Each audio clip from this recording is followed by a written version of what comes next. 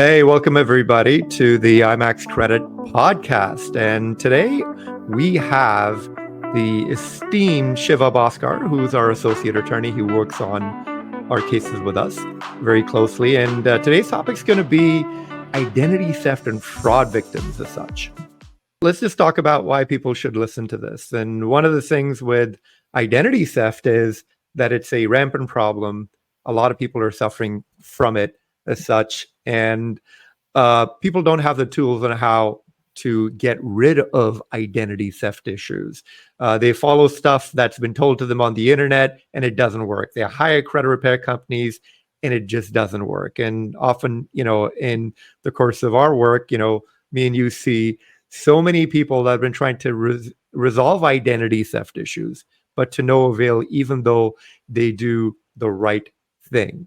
So that's one of the reasons why we wanted to have this podcast. And let's just start with, so in this podcast, we're going to go over what does it take to remove identity theft issues, what is fraud, what is not, how to have an effective strategy, and how to seek the right type of help as well too if needed. So let's just start with what is fraud and identity theft and what is not, Shiva. So let's just stress on that. Sure. So within identity theft, Ali, I like to say that we've got two categories, if you will. One is what we might think of as traditional identity theft. Someone got a hold of your information, they stole your wallet, or more metaphorically, they stole your digital wallet and got your information off the internet, and they have opened accounts in your name. They went and opened a credit card, they didn't pay it, the account was charged off, and now your credit is damaged. So that's traditional identity theft, where this was not your account, you played no role in opening it. And I think for you and I, that's probably often the bulk of what we see is those sorts of situations. But you could also have fraud, where let's say you have a credit card, the credit card is somehow compromised or stolen, someone goes and racks up a number of charges on the card, and when you try to get this resolved with your credit card issuer, they say, no, it was you. We don't believe you. We think that this was legitimate. And so fraud is where the account indeed belonged to you, but a number of charges may not. Versus identity theft is where you never opened the account and you're not in any way responsible for the debt. So those are the two broad differences, but these are both massive problems, tens of billions of dollars of economic impact. Very conservatively, we believe hundreds of thousands, probably low millions, number of consumers are living with these items on their credit report.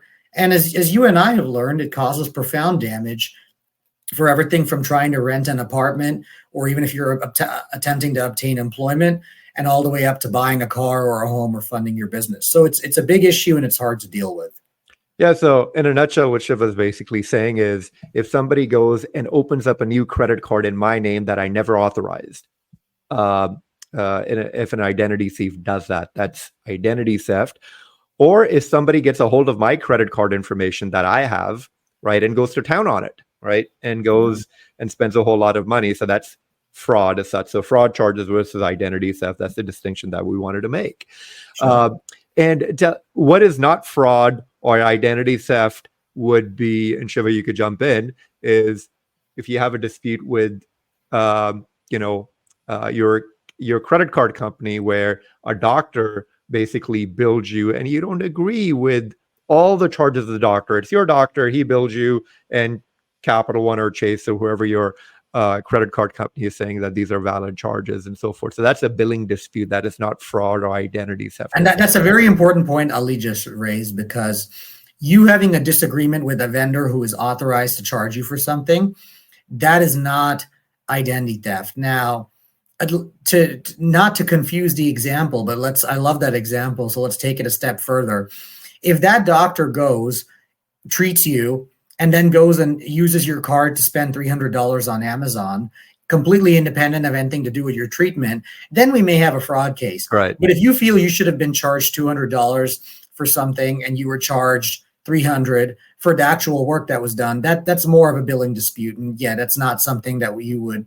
There are avenues to address it, but it wouldn't be considered identity fraud in any way. Exactly, right. So yes, there are other avenues to address it, but that's not an identity theft case, and there's a different protocol for that. So we shouldn't label that as identity theft. And another thing also would be is what we talk about merge files, right? That's not identity theft, but it's you'll see the merge file could be, well, my name's Ali Zain and my dad's name's Ali Zain as well too, and both our files get merged, and the credit bureau thinks we're the same person. So when I pull my credit report, I see my dad's credit on my credit report as well. So that's a lot of times when people think they're victims of identity theft, it could be that they're not victims of identity theft. Somebody that is close to them or has a very similar name as them, has lived at the same address in the same city, their accounts get merged together. And the way to find out if you're a victim of a merge file as such is to call up the creditor and find out what social the account was started under. So if I see a account that I don't recognize, I will call up the bank and give them my social and say, hey, does this social match up with your records? Because believe it or not, items which the credit bureaus could put on accounts on your credit report as long as your name and address is similar and the social doesn't even have to match. Correct. That's a very important point. They don't have to have your social, nor does it have to match for an account to appear on your credit. And why this is such a big issue is because obviously stuff can pop up because our name is similar to someone else's. And there's a funny little story about this I recall. I know someone who runs a credit repair company, and he was actually in the military, and his father and he have very similar names. And he had a few negative accounts pop up on one of his credit reports. And he was blaming his dad and thinking his dad had opened accounts in his name and done things like this, when the unfortunate reality is that his dad had run into some financial problems and certain accounts had gone bad, but those were not a situation where his dad tried to open it. And one of the telltale signs of a merged file, or a mixed file is another term for it, one of the main signs of it is that this only appears on one credit report. I'm not saying that a merged file cannot appear on all of them, but most of the mixed file cases that we've put our hands on in terms of litigation have involved one credit agency which had mixed someone, usually a sibling or a parent or just someone with a similar name. It was usually an issue with one credit agency. And I wouldn't say it's something that's endemic to any one agency. All of them do it. But identity theft more commonly tends to show up on 2 or 3 of your credit reports. And the reason is because the creditor who's, Chase or Capital One, whoever was provided with your identity to open the account, they're going to report that to all the credit agencies. Versus a mixed file is usually an issue where one particular credit agency has you mixed up with someone else and they do it. So that's one of the main ways to know, in addition to what Ali said about finding out what information they have on file and finding out whether it matches you. That's how we go about figuring out if this is a mixed file or identity theft typically. Beautiful. So another thing what we want to go ahead and stress on is what laws you need to be aware of as a victim of identity theft or fraud. Primarily, that's the FCRA, the Fair Credit Reporting Act as such. And I'm going to bring up the FCRA codes as such. And while I do that, Shiva, why don't you go over what the FCRA is and what it covers as such? So the FCRA, the Fair Credit Reporting Act, is a federal law which was passed in the early 1970s. And what it does is it makes credit reporting legal, and it places certain regulations on how credit agencies can behave and how they interact with consumers. And if there's mistakes on your credit, how do you go about addressing those? So those are the key provisions of the FCRA. And one thing that the FCRA says, which is broader than even identity theft, is that if you believe there's information on your credit report which is mistaken or inaccurate, the credit agencies have a chance. They must investigate that information, and if the information is correct, they can verify it as correct. If it's incorrect, then they must either correct it or must delete it. And so in the case of identity theft, it's very binary. Is this your account or is it not? And so if the account is not properly investigated and corrected, you have legal grounds to take action against the credit agencies as well as against the creditor who's reporting that information, assuming they were given to your disputes. And Shiva, could you see the screen here? Yeah. Okay, so that's for the what Shiva is referring to is FCRA section 623 15 USC 1681 S2A 6A. Oh my God, that's a mouthful. So these are the two statutes within the FCRA that help ID theft victims. And as Shiva was saying, failure to respond to an identity theft dispute is a violation of the FCRA on part of the creditors and the credit bureaus, and failure to remove account after getting identity theft dispute through the credit bureau disputes as well. So the FCRA is there to protect you. And let's just go back and talk about what exactly is needed in order to be declared a victim of identity theft and fraud, right? You just can't basically say I'm a victim of identity theft and think that's it, right? Be too easy. What are the three steps that need to happen? Sure. So if you believe you're a victim of identity theft or fraud, the first thing is that let's distinguish identity theft and identity fraud here for a second. We'll start with identity theft. The first thing is that you need to pull together a series of documents. You need to go to the police station as soon as possible and file a report with the police, letting them know what's happened, letting them know that your identity has been compromised and someone has opened accounts in your name and what your concerns are with regards to that. That's the very first thing that you must do in a situation like this. You then want to send correspondence, basically disputes, to the credit agencies, informing them of the accounts not being yours, and you'd want to attach your photo ID, proof of your mailing address, if you've got it, your social security card, and write a letter that's very factual and simple, which contains your identifying information like your name, date of birth, proof of address, social.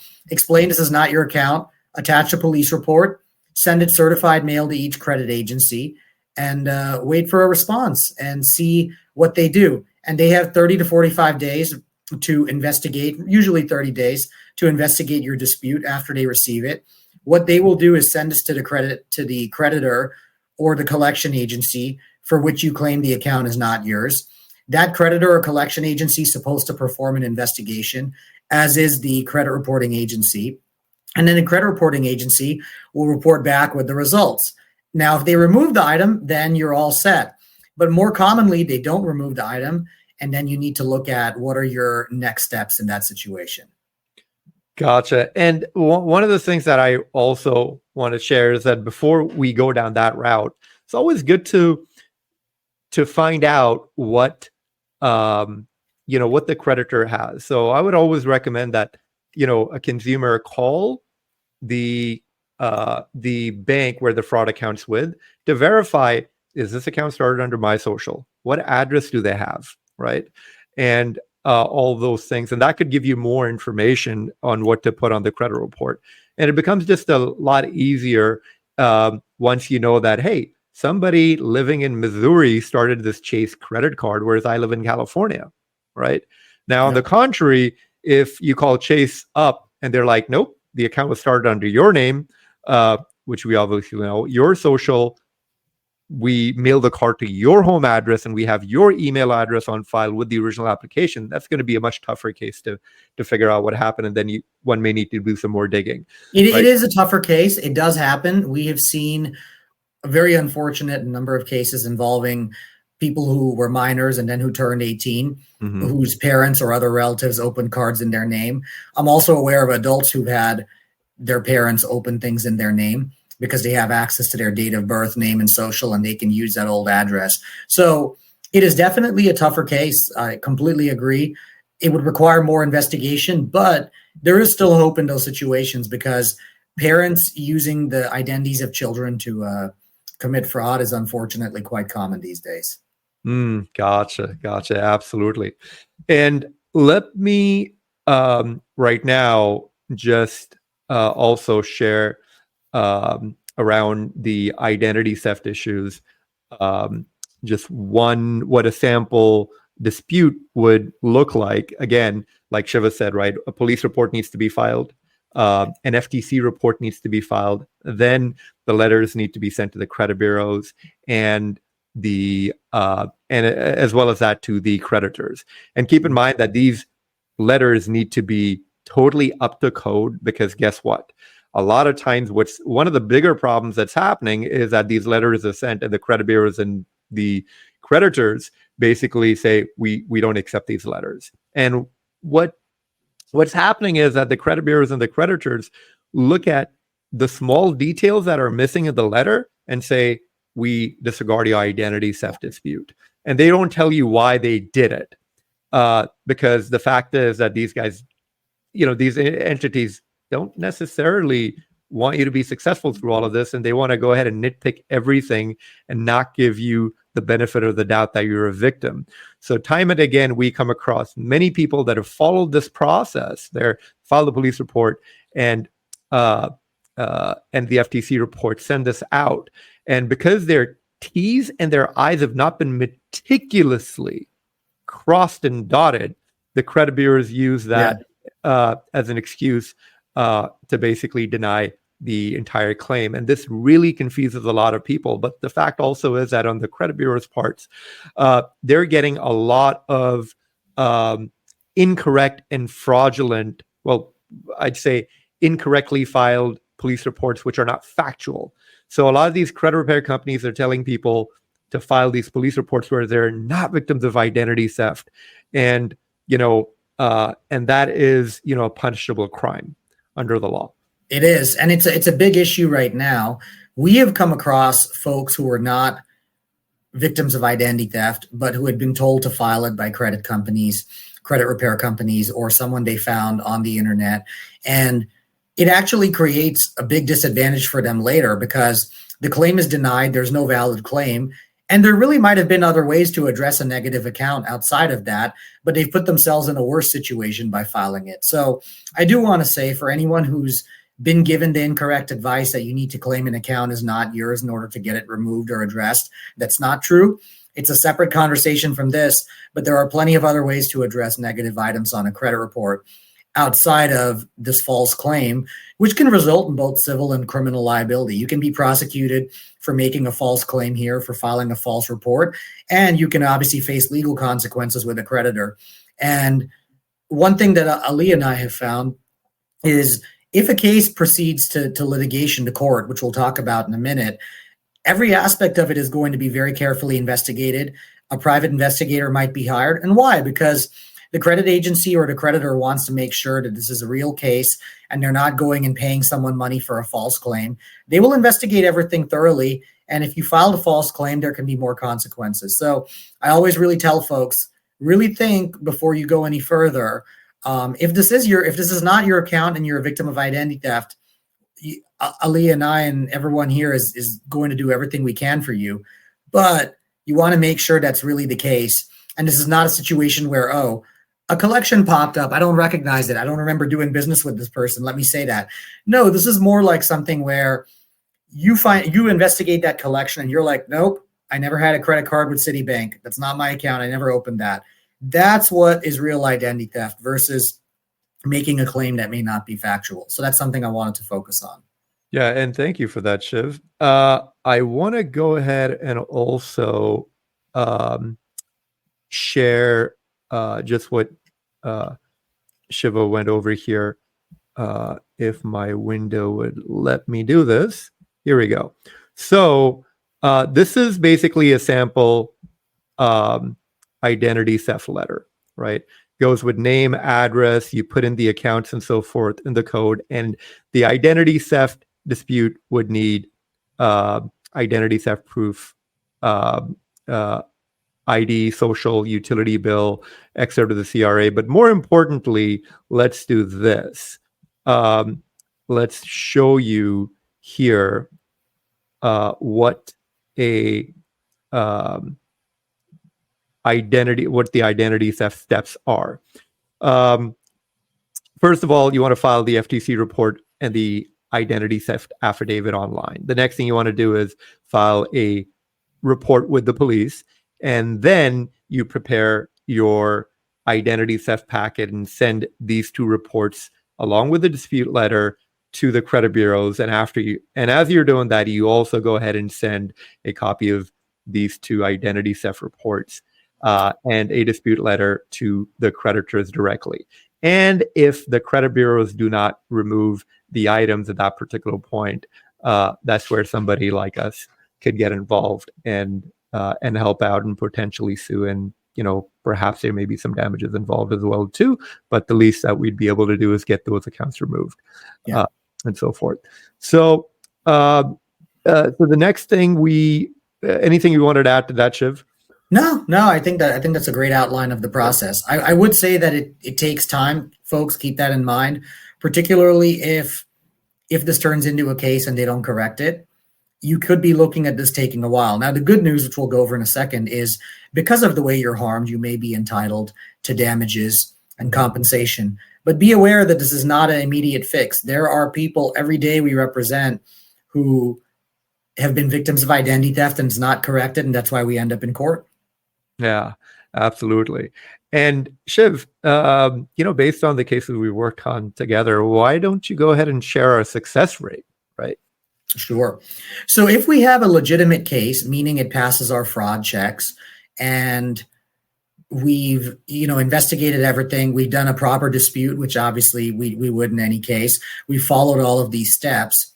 We've never had a case where someone's identity really was stolen and not corrected, and we didn't prevail against the credit agencies, meaning we were not able to recover damages for that person, attorney's fees, and also get the item corrected. So if it's a real legitimate case and it's properly disputed and addressed, then it'll take time, but it'll always be rectified. And so that's what I would tell anyone who's going through it or dealing with identity theft is we've never had a situation where someone had a perfectly legitimate case, it was not their account, or the fraud was real and they were not able to prevail. So if you really were a victim of identity theft, be aware that there is light at the end of the tunnel for sure. Yep. And Shiva said those words, right? Legitimate victim of identity theft, because when we go ahead and file these cases, what happens is that they're going to audit everything, the phone records, the emails, the IP address where the account was started from, and what have you. These banks and these credit bureaus don't really relent as such. So if you're a real victim of identity theft, that's going to come out. And that's really important to know, because they could end up spending tens or hundreds of thousands of dollars paying you as well as your attorneys in damages and attorney's fees. And they don't want to do that in a situation where this was fraudulent. And I'll share a case that was not Ali and I, but another case that I came across where, long story short, the person had claimed it was identity theft. But this was another attorney who's a friend of mine, after the case was filed, he found out that the creditor produced recordings with him talking to the creditor and saying, hey, I'm having financial trouble. Can you waive my minimum payment, and so forth? And that might seem very obvious and silly. Why would someone claim this when it really was their account? But keep in mind that everything will be investigated carefully and you can face consequences. So I don't want to scare anyone off. If you really were a victim of identity theft, by all means pursue this. But if not, be careful. Cool. Well, thank you for that, Shiva. And to go ahead and bring this to a conclusion, if you're a victim of identity theft, reach out to us on our website, imaxcredit.com. Specifically state you're a victim of identity theft. We'd be happy to get on the phone with you and give you the steps and help you out through this very tumultuous and really stressful situation. And rest assured, our track record is really good. We understand what you go through as a victim itself, and we're confident we could get the matter resolved as such. And having said that, even if you've tried and hired other companies before and they haven't been successful, we're very certain that we can be if you're a legitimate victim of identity theft. Thank you for that. And thank you for tuning in. We look forward to seeing you on our next podcast episode. Absolutely. Thank you for listening.